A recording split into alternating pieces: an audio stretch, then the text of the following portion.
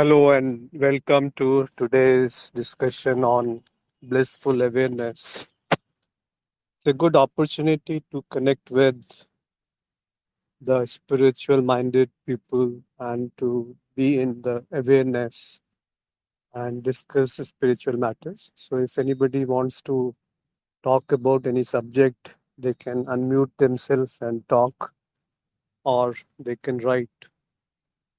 To start with, we will take up some questions which have uh, already come from Vipan, and in between, all are welcome to express their views or thoughts on any matter. So, Vipan has said that recently I was reading a book called Flow. It talks about the flow experiences or the feeling of vastness, bliss one experiences when a being is so much indulged in an activity, it loses sense of the self or all its identifications, which afterwards provide an experience of having a timeless state or a feeling, a good kind of a feeling. But here, being in awareness means holding the knowledge of being the experiencer while doing any activity. Hence, sense of self is not lost. Rather, activity is done in dissociation. Hence, that feeling of vastness or timeless state and feeling good is somewhat missing. Can you comment on this? So, what I understood from the question is that there are moments when you lose the sense of time, when you just flow with the moment, when you flow, we are so engaged in the activity that you forget where you are, what you are, who you are, and just engrossed in whatever is happening through you. So it's like in the zone. That's what normally people say, that you are in that state where everything is just flowing. And it is a beautiful state, as you rightly mentioned, that you lose the identification, or let us say you lose the wrong identification, because the sense of self can never be lost. What can be lost is that whatever you have imagined yourself to be, that is at rest. Or we can say that the tendencies and desires which keeps you restless are subsided for the time being. I mean, you are not engaged in thinking about the future or what you have done in the past. You are just with the flow, with the activity. And that's a very beautiful feeling because it it takes over it takes over you, and you are in that beautiful state of mind which is more peaceful, happy, like a singer, like a painter, like a player who is playing some game, and he's just in that moment, at that time. So it is a beautiful moment, and many people will be very much, they try to repeat these type of movements again and again. Now your question is that being in awareness means holding the knowledge of being the experiencer while doing the activity. No, I don't think this is the right definition of being in awareness. Being in awareness means two things. One, that I am I am the experiencer, and two, that whatever is happening around me, whatever experiences are happening, is an illusion. So that doesn't mean that we have to keep remembering this all the time, that I am the experiencer or this is an illusion. And while doing an activity, also we need to remember it. That is not actually required. So, why it is said that you be in awareness? Actually, it comes on its own when the ignorance is shed, when wrong identification is lost.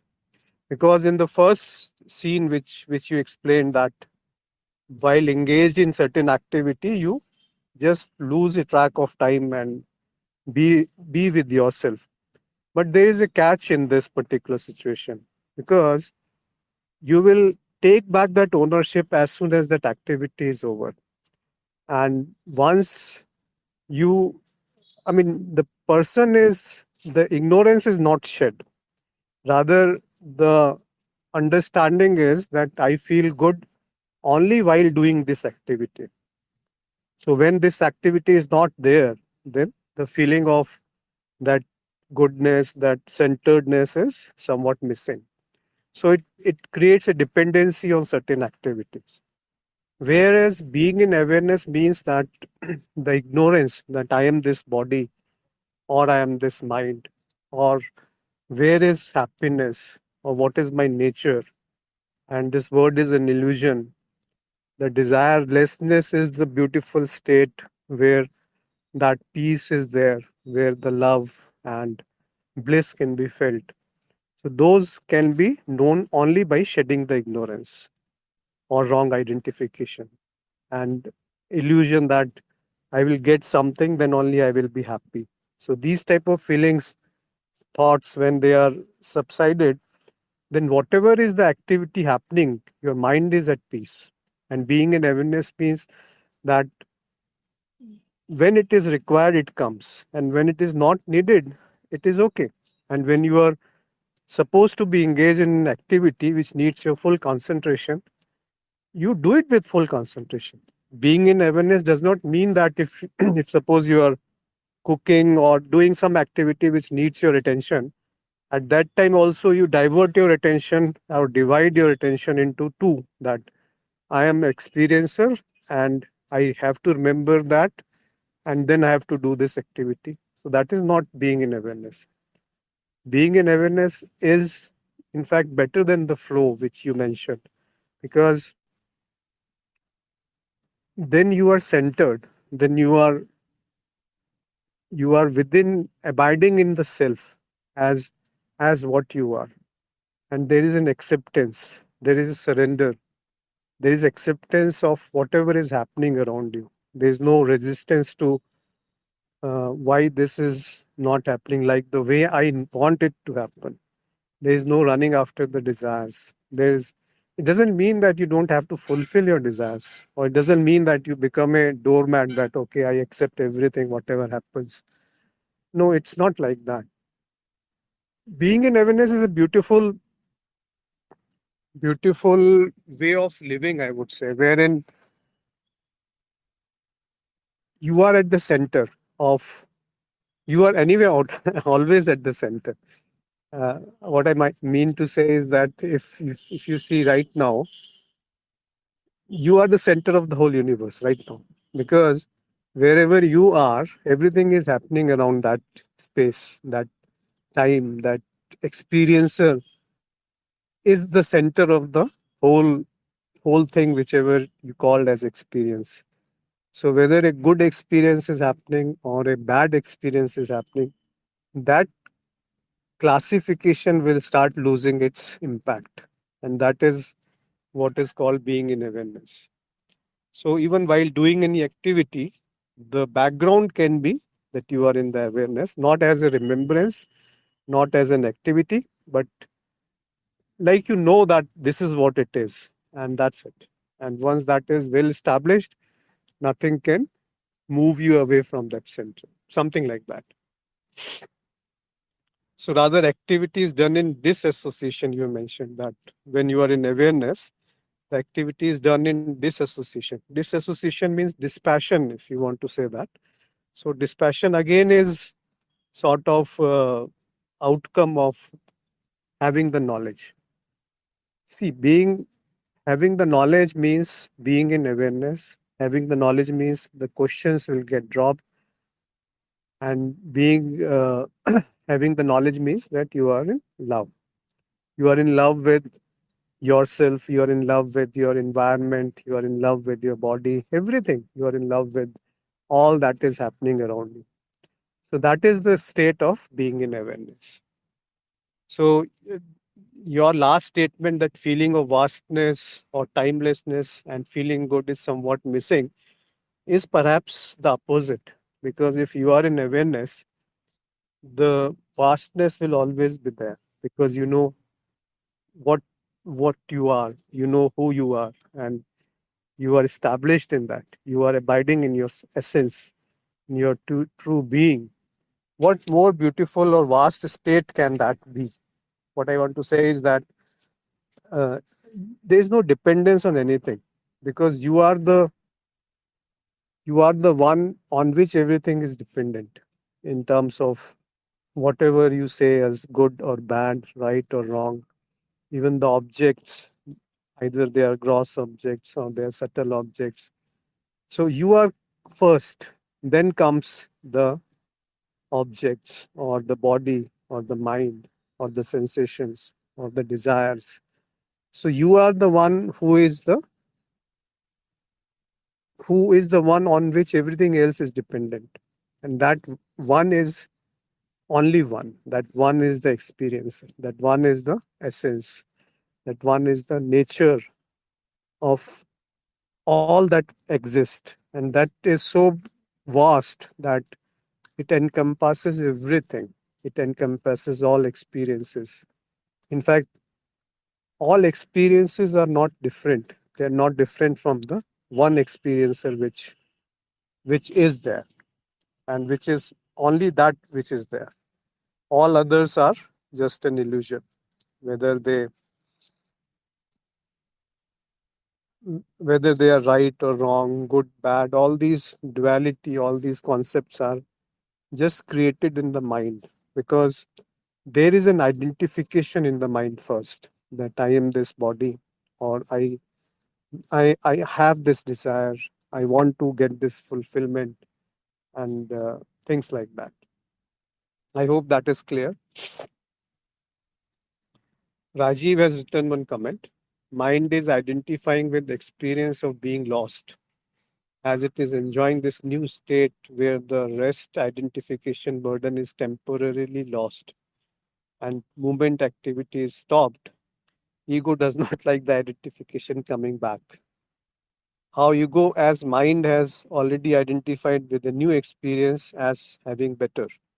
But now there is also knowledge that I am merely an observer. So here ego is playing in very subtle way by comparing that last lost experience to this knowledge, because here it will lose its identity forever, which it does not want to do. So it makes it appear as something missing. Yeah, I think Rajiv, you are right that mind identifies. It's not that the experiencer identifies with anything. So mind identifies with that state of being lost in that activity, and that seems to be a pleasurable thing. That seems to be a wonderful thing to be in. But as soon as that activity is over, the mind again craves for it, or tries to is not very peaceful or happy in the situation, in the new situation or the new event which is happening around. So it can't happen that you are always, if you are if you are having a hobby or very any very creative thing, but you can't be engaged in that activity all the time, but you can be in the awareness all the time. That is the difference. And being in awareness means acceptance. Being in awareness means surrender. Being in awareness means being in love. Being in awareness means there is a carelessness in your behavior. You don't care about whether your desires are getting fulfilled or not, or that impact will slowly start reducing. That when things does not happen the way you want them to happen, the impact and the intensity on you will be slowly, and subsequently it will subside or reduce. And that is a sign of progress, relatively, we can say, that things are not bothering you. And that is what is called dispassion. So Vipan has again asked one more thing, that isn't it being the activity as said above is the state of oneness, which is ultimately the goal of being in awareness. Yes, you are right. Actually, there is no goal of being in awareness. Being in awareness is an outcome of your having shed all wrong identifications and the sense of doership. So once that sense of doership is gone, and you know that this word is an illusion, then the faith in this word is faith in the word that it will fulfill my desires, the faith in the word that my happiness is dependent on the existence of this word is is shattered. It is slowly it decimates. It goes off because you know that I am at peace even when this word in its current form is there or not. Like always, when you are tired, you will like to go to the bed and sleep because you are fed up with the word. How long can you enjoy any pleasure? You are soon fed up. You go to a hill station, you walk here and there, go to the hilltop, come back, see beautiful sceneries. But in the evening, you are so tired that you just want to go to the bed and sleep because there is a limit to the sense pleasures. In fact, all sense pleasures drain sort of energy because there is a misconception that only sense pleasures are giving me joy. That is the source of bliss. That is what makes me complete. So there is a underlying assumption that I am incomplete without fulfillment of desires.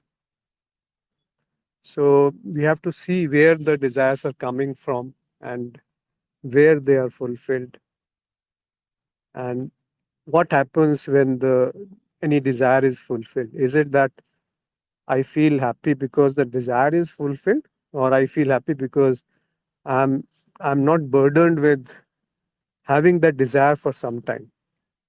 So that is a state of desirelessness. That is a very high state when you don't want anything. It is not that there is a desire that I want to be in that state that I don't want anything. Even that is not there. It is a very natural outcome of awareness that I will get what I need. Like what Krishna has said that yog shame, that whatever is needed for you till that time, it will be with you. And whatever is required in future will be given to you. When this happens is when you are in awareness, when you are centered, when you are surrendered to me. That's what Krishna says, right? That the person or the seeker who surrenders to me, I take care of his needs, both the current and whatever is will be required in the future. So it is a beautiful thing, and I hope this makes sense. So being in activity, as said above, in the state of oneness, and the goal of awareness is just to be who you are, because that is what, if you want to say, as goal of awareness. Otherwise, awareness does not have any goal. It is just what it is. It is just what is present at this moment. It is just that you are not wanting to jump to the future, or you don't want to keep living in what has already happened in terms of feeling guilty or feeling pride or being fearful of the future or all the time planning for something in the future. In the present moment, in this moment, there is no I. The I is created only in either in the past, where it thinks that it has done something. I means the sense of doership, I will say. So that doership exists only in the past, that I have done this, I am such a nice person or a bad person, or I will do that. I will. What is happening at this moment? Is there any doership right now? Is there any sense that is your reaction in your control right now? There is seemingly a illusion that I am controlling everything. But is it? I mean, you have to be very silent to understand this, that right now also nothing is in your control. Right now also everything is happening spontaneously. Suppose a joke is heard and you laugh. Do you spontaneously laugh, or is it just you are controlling your laughter? So everything is happening spontaneously. Everything beautiful is happening spontaneously. Whatever we think we control, actually it doesn't make it more beautiful. It rather make it a burden. It makes it a separation. The oneness which you talked about is the oneness of your being, just being, not adding anything or deleting anything, not trying to improve or trying to move away from anything or trying to run after anything. So, this state of which we called not unnecessarily doing or thinking in future or in the past, then the mind is somewhat at rest. And the second is that it stops desiring so many things. That is the state of desirelessness. And the third is love and peace and bliss, which is an outcome of this restful mind and a desireless mind. So, that peace, that love, that bliss is actually your nature. It is just covered by some activities which is happening at the surface, but at the bottom, it is only you which is supporting the movement at the surface of the ocean. So you are the center where everything is happening. You are the center which is supporting everything.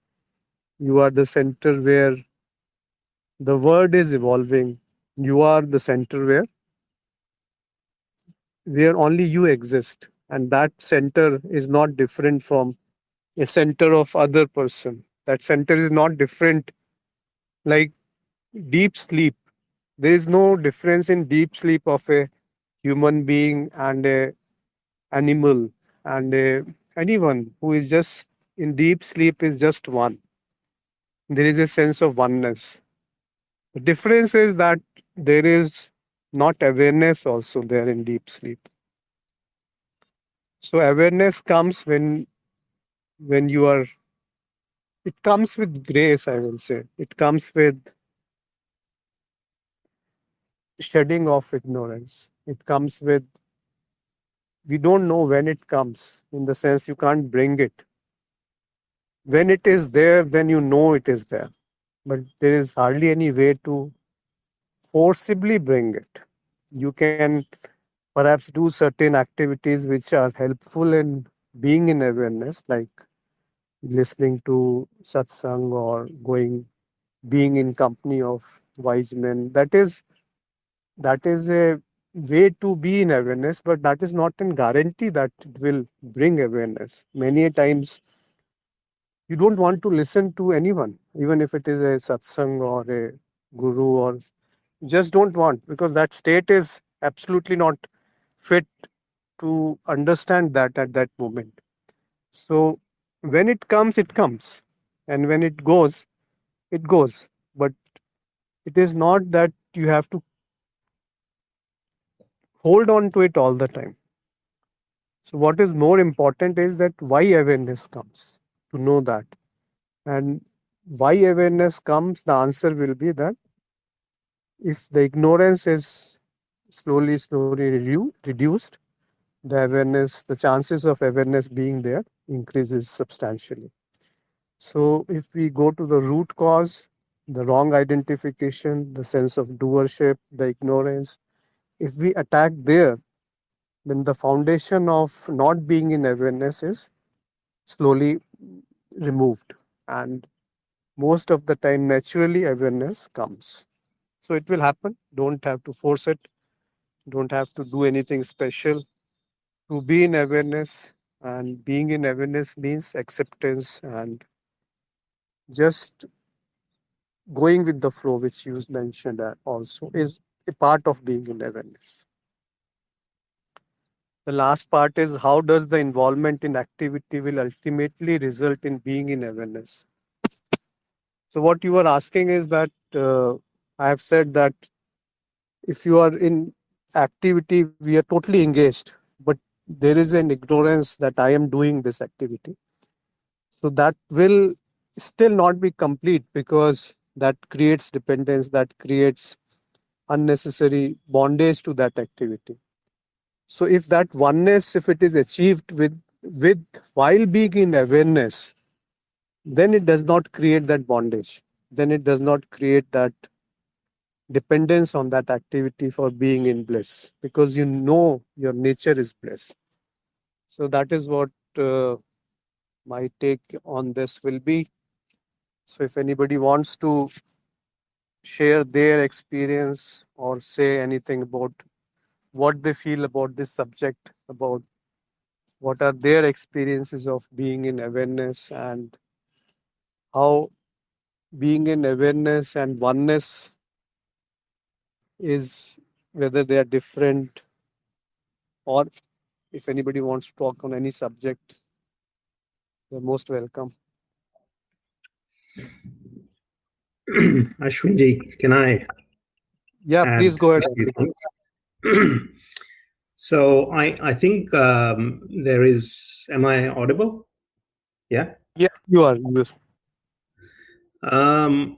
So I think just my perspective, uh, from my perspective, I think everyone has experienced the state of oneness, the state of presence, or the state of being. It's just that we don't call it oneness or we don't call it presence because we somehow have um, kind of being entrapped by these experiences that we are experiencing. So every time you have an exotic experience, you say that that experience is what has given you that intense amount of happiness or satisfaction or peace. But in actual fact, that experience is not actually giving you that happiness. It's just at that moment when your mind completely stops, when you're not, when you're in that moment, then you experience that state of being or that oneness, which is what everyone's running after. So everyone's running after that state of bliss, which you get from all sorts of different experiences, which you get from all sorts of even sexual activity and all sorts of things. But it is not, it appears that the experiences are actually giving you that happiness, but it is not the experiences. It is actually when you get in touch with your real self, or in that state of being, that's when you actually get that get that bliss. So that's one thing I wanted to mention. But the second thing is also that um, some people get into the state of flow when they are, when they are writing music or writing an article or writing something. And what then happens is that that person's mind completely disappears. And so I'm just narrating from my experience. So some time back, what happened to me was that I would go into a trance, right? And when I went into a trance, I would forget what I was saying, doing. It was just timelessness. And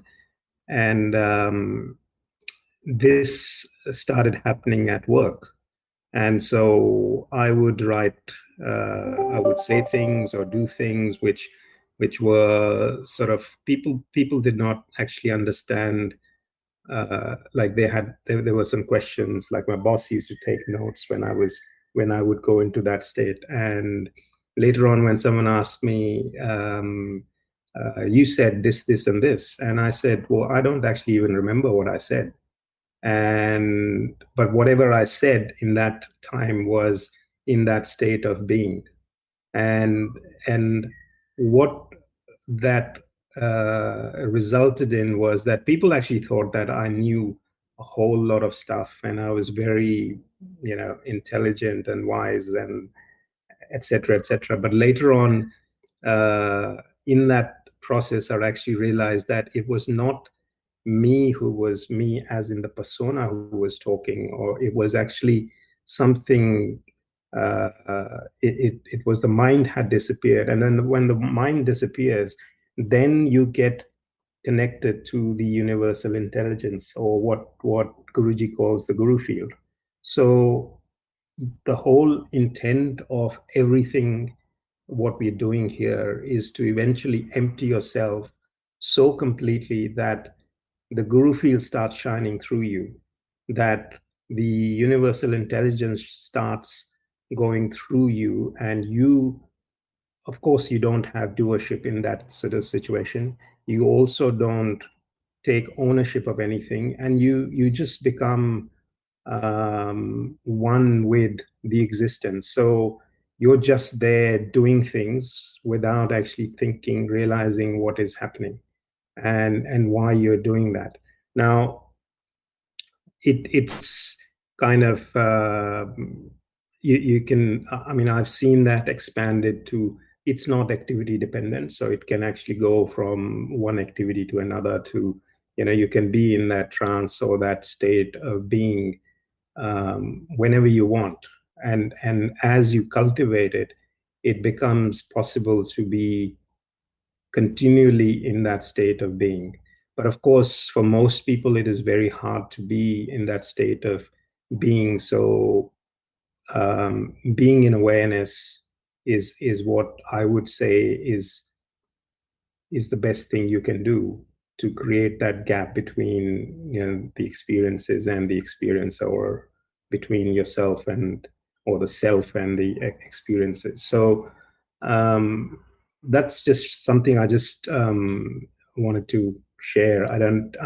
Hopefully, it's not contradictory to what is being said here, and happy to get people's thoughts.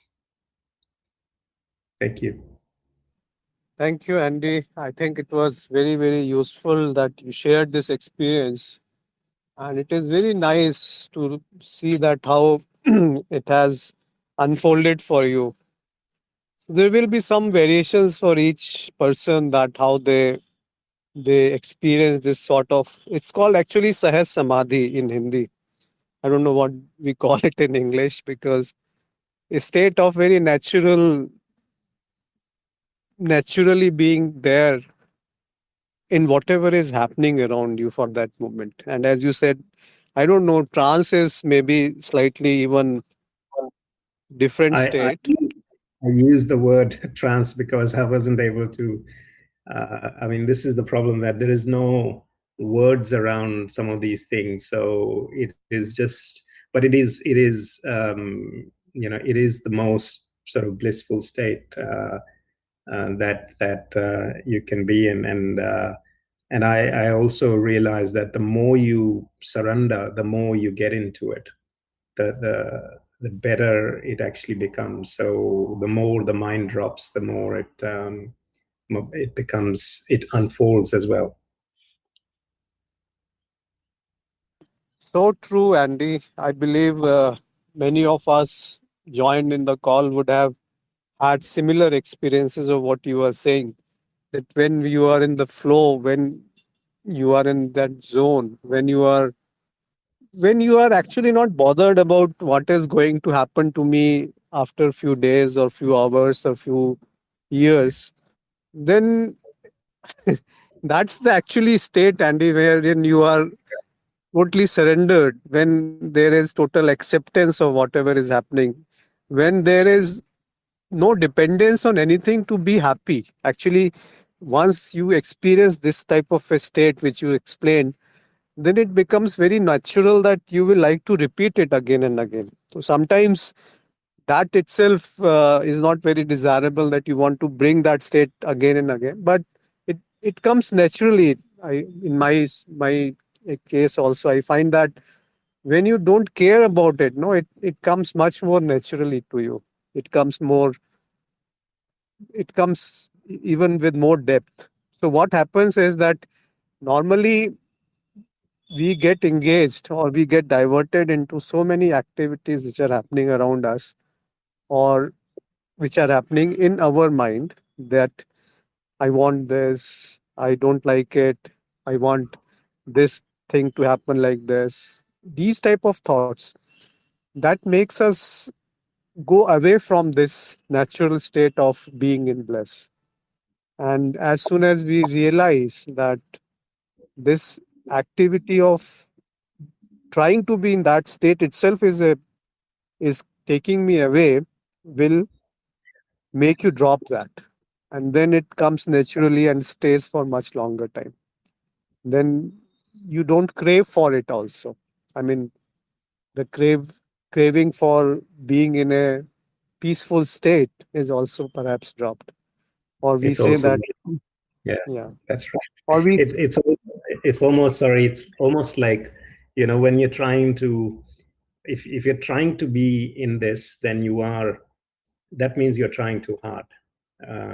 Any effort that is made, it's like if you're going to sleep and you say that I'm going to now sleep, or you try to sleep, then the sleep won't come. So it's kind of the similar sort of thing. It has to be completely, I mean, the two words I can use is just surrender and effortless. That's the only way it can be. so true. Exactly. That's what I was also saying, that when it comes naturally, it stays for longer and it's more Yeah, blissful, so to say. When there is an effort, then it becomes, I don't know, but that doesn't make it so so much deep, I would say. But yeah, all this is relative, Andy. Actually, this is maybe grace, I will say. I mean, yeah, I don't have any words to explain these type of states, because they are natural actually. That is your blissful state when you were born, maybe. And yeah, you that's also right. gave an example that, uh, I mean, if you try to go there, we have to do the other thing. In fact, I would just loudly think that you have to see what is it that makes you not being in that natural state. Just remove that. Like, so many things, like so many of our beliefs are things which we think is right, whereas we have never gone into depth of trying to understand whether the assumptions are right for coming to that conclusion or not. So those beliefs, if they are not there, the so many desires which have been given to us by the society, by people around us, if we stop pursuing them, then mind comes more or less in a more equilibrium or a stable state, which will lead to this further elevated states of mind. But I don't know whether we should be trying to run after these states also. Let it be there when it comes, let it not be there when it is not there. What is more important is that we should be very clear about our own nature, who we are, what is the Yeah, essence, and what is that comes with guru's grace, that comes with maturity, that comes with surrender, as you rightly mentioned, and that comes with removal of all the doubts. And it is a very natural state. Then you just are in it, you are in that state, and that maybe can prolong for a longer period in case you don't try to extend it by effort. yeah. There is a misperception also that, this is the other problem, that when the mind is always looking to get into something, get into a state of awareness, or get into a state of presence, or get into something. So uh, unfortunately, the mind is very goal oriented or achievement focused. So better, I think one of the things that you just said is so true, that rather than trying to find a process to become blissful or to become peaceful, it is better to to to discard the things that don't make you blissful and peaceful, like all the things, all the identifications, all the in the sense of doership, all those things, once you slowly start discarding those, all that will remain will be the true self. And then bliss and love and peace and all those things will eventually come without any effort. But trying to get to that with effort is never going to happen. But trying to remove it all, it's kind of similar to what Guruji says, that you as a seeker, when you start the search for the true nature or the essence of something, you start gradually discarding everything. And as you discard everything, eventually what then is left is that true nature or the essence. It's kind of a similar process, but yeah, Yeah, thank you. thank you. Ali. I think you are very right. It's the same as neti neti. Like you start discarding what is not you, what is not you, and then you reach the dead point, which cannot be discarded. And that I, which cannot be discarded, is the real I. There is one I which is having an identification with certain object, gross or subtle. But there is one I which cannot be discarded, which ever, which is ever present. That is the bliss. That is the peace. That is the knowledge. That is the knowledge itself. That is the knowingness itself, the beingness itself, the presence or the flow or whatever awareness, whatever you name it or you don't name it. I mean, you just be there without naming it. Why it is always required to name it? Let it be there the way it is. And that's the beauty of it, that when you stop caring about it, it unfolds in much more beautiful manner, as you mentioned, Andy. And so, very nice. Thank you so much for sharing your experience. It was very useful, and it gives you a new hope that okay, the others fellow seekers who are also walking on this path will also have similar experiences, not exactly, not necessarily same experience, but very similar experience, that when unnecessary is thrown away. So I like this sentence or this advice from Guruji quite a lot, that just drop whatever is unnecessary, and necessary will automatically happen. You don't, necessary is that which cannot be avoided, and unnecessary is that which can be avoided, which can be delayed. Necessary cannot be delayed. Like breathing, you can't delay the breathing, it happens naturally, it is necessary.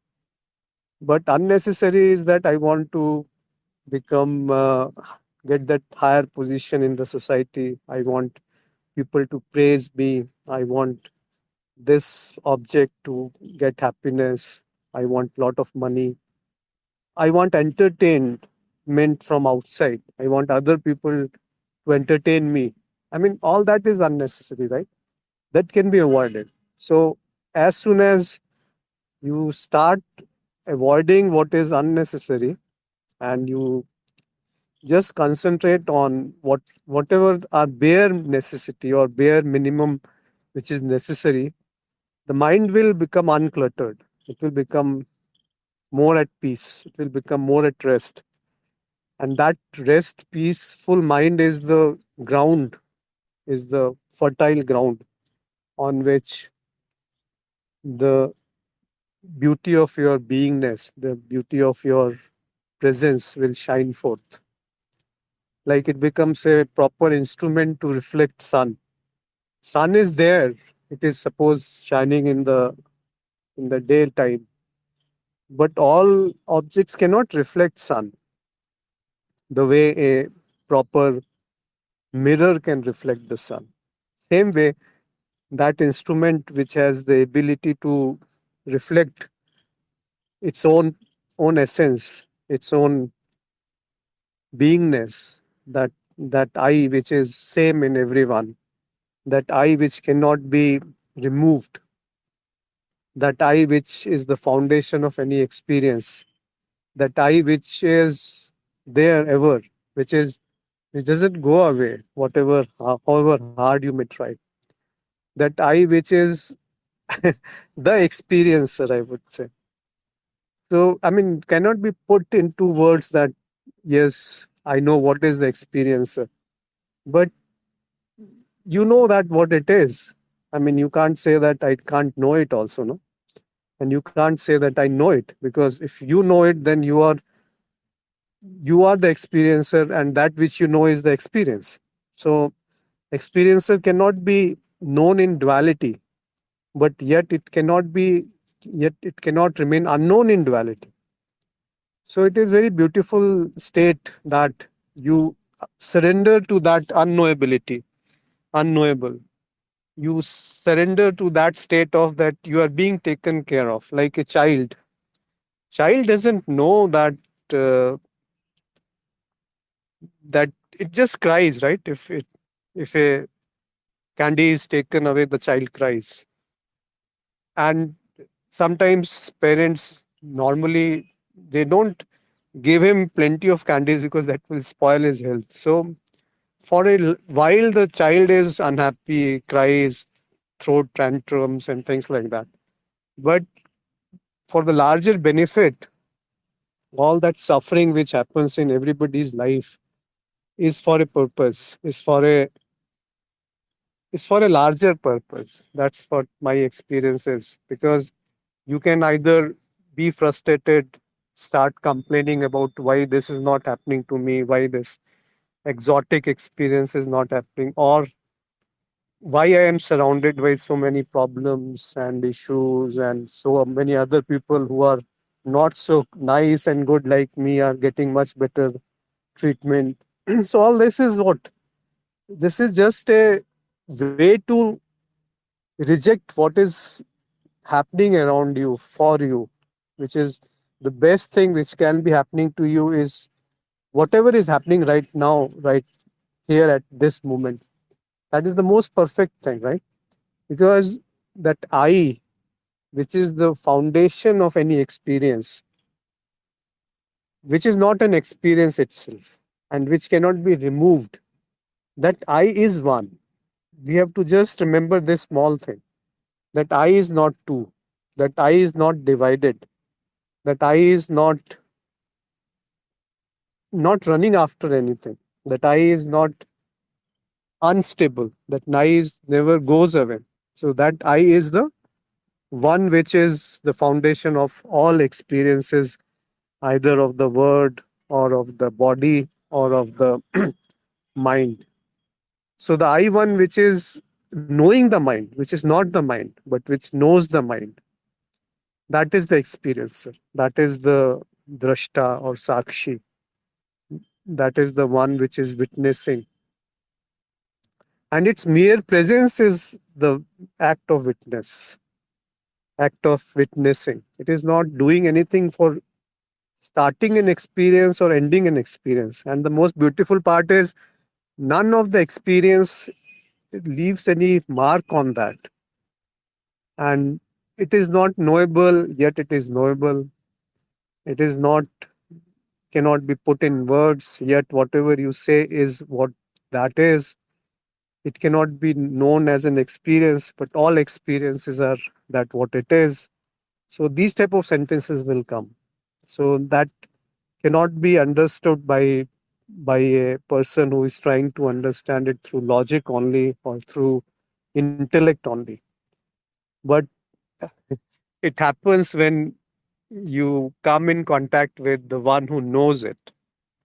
And that is the purpose of being in satsang, or being in the presence of a company who have who have known his essence, who has known his nature.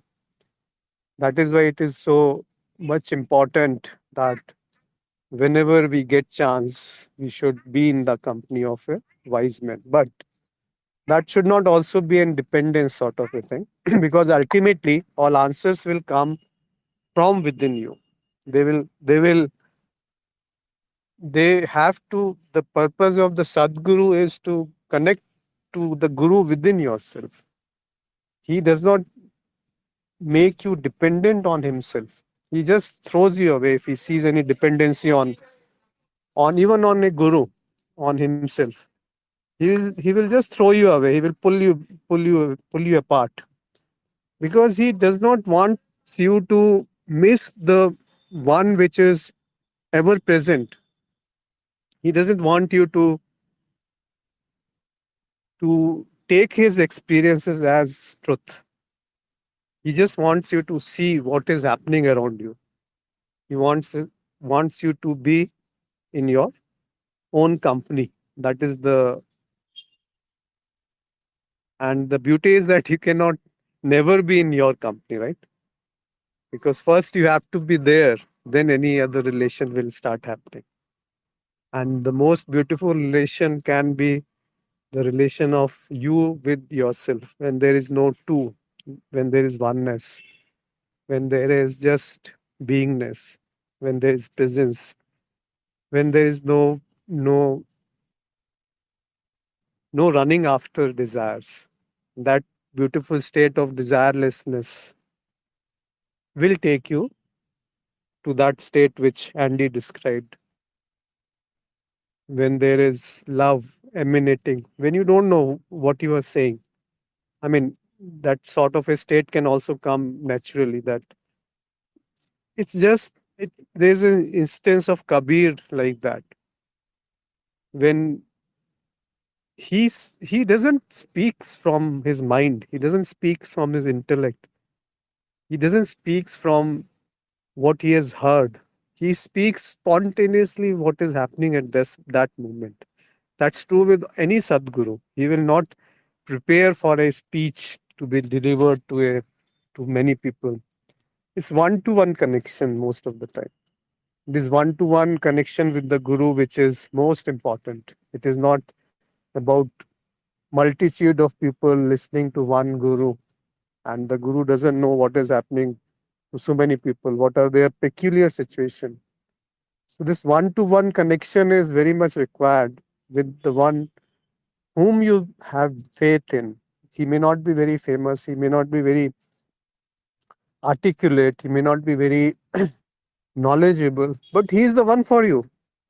He is just above you. And if a person is so high that you just can't connect, then that cannot be said to be your Sadguru. He can be a guru of multitude of people, but Sadguru is the one with whom you can connect, with whom you can approach, with whom you can talk your mind without any inhibition. And the Sadguru is the one who make you independent, who just throws you back within yourself.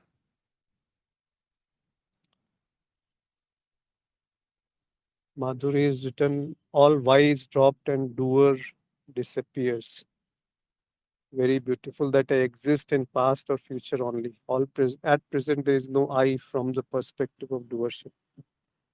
Yeah, I think this is so beautiful, no? That I is not there. The I which we talk about, the I with which we run about our whole life, is not there in the present moment. When does that I comes? It comes only with either you are thinking about something which has already happened, or planning about something which is yet to happen. But at this moment, that I, that false I, we are saying, we are talking about, is not there. This false I cannot survive the present moment. And therefore, if there is no past and there is no future, even the present moment is absence of time. And this absence of time and space is the real I, not the fake I, not the photocopy I. So the real I is the one which gives space, the spaceness, which gives time the presence of time, which gives both time and space their existence, which gives existence to everything that exists around you. And that real I is the most beautiful, beautiful thing to be known ever in your life. Once that is known, then rest everything is just meaningless, in sense, in comparatively meaningless to that particular I-ness. That is called living in the present moment. That is called presence. That is called abidance in the self. That is called whatever you call it. This Madhuri has written, this I is the one only that appears to be many in people. Very true. Like one sun appearing as many in different mirrors. One one moon appears as many in different water, pond, in a bowl of water. So just an instrument is required where that I can reflect back to itself. That instrument is very vital. That instrument is this human body, this human, that means body mind structure, which has this ability to reflect on itself whether I exist or not, which can reflect who am I, which can reflect whether this, where from these desires are coming. Whereas, whereas in other forms, like in animal, plant, that instrument is not developed to reflect back on itself, to go back to the original origin. Like it is very easy to go with the flow where the water is taking you. It is difficult to go to the source. It is Dhara and Radha. Dhara is where the flow is happening, and Radha is just the opposite of Dhara. Means going back to the source from where you have come. That is Radha. And where Radha is going, she is going to Krishna. And what is Krishna? Krishna is the experiencer, the witness. So the Krishna is the one which pulls Radha. When you don't go with whatever is happening around you, when you don't go with the senses, so to say. Because going with the senses is a problem because it poisons your mind. It makes your mind restless.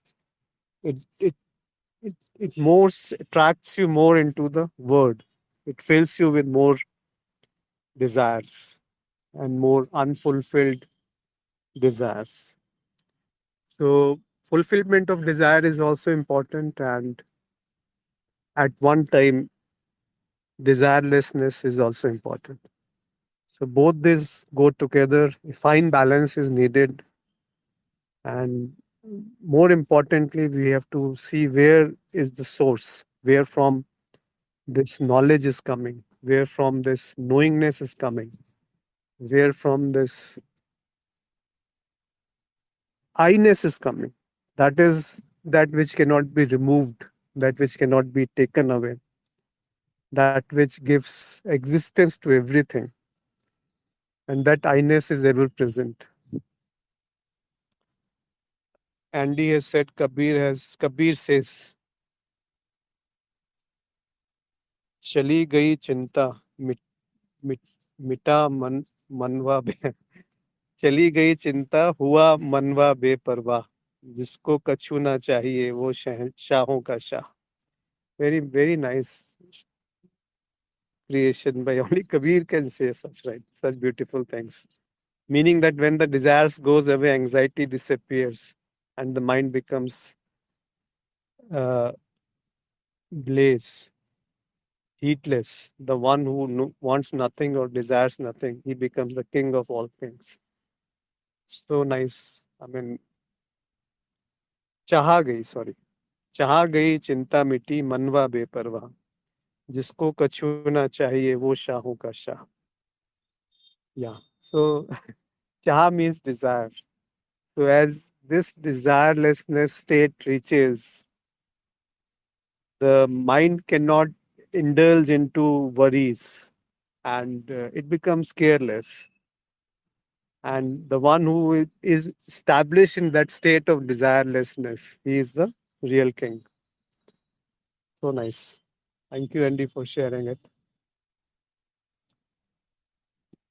See, these words from such saints, just try to think in what state they might have been spoken, that they generate such beauty in whosoever listens to it.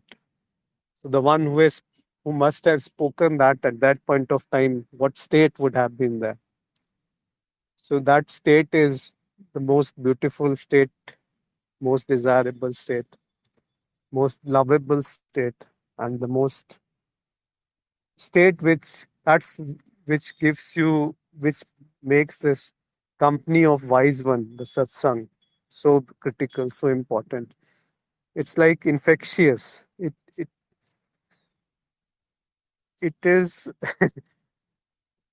it the saint doesn't make you dependent on him. He just ignites like a matchbox. He just ignites the fire, and that fire, the fuel is within you. The saint is like a matchbox who just shows fire to that fuel, and that fuel is endless. It doesn't end, right? It is that eternal glow, that eternal beauty, that eternal love, that eternal knowledge which never ends, which that is the flow. Maybe that's what is desirable. So I hope everybody is has got something. So Madhuri is written that once traveling in train and I was on the upper berth. I was feeling restricted by the shallow roof of train and could not sleep. When I came on lower berth, the sky was there and moon was shining. How ignorantly I was feeling trapped in the walls. It was same as false I feels and trapped in the body, but it is not that. It is free always like open sky. Boundaries are identified by us only. Yeah, so nice, Madhuri. The point is that you have covered all your house with big, thick curtains, and you are complaining there is no light. The sun is always shining. So remove the curtains, just slide the curtains, and sun will shine in its full glory within you also. So thank you so much, all of you, for joining in and sharing your experiencing and being here connected at this platform and all other platforms wherever you people find it is worthwhile, because the end is that there is no dependence on anything, but dependence should be on within you. That dependence should be arising from within I, the real I, which can never be taken away. So that's perhaps the message of today's meeting. I wish you all the best. A very happy Diwali as well.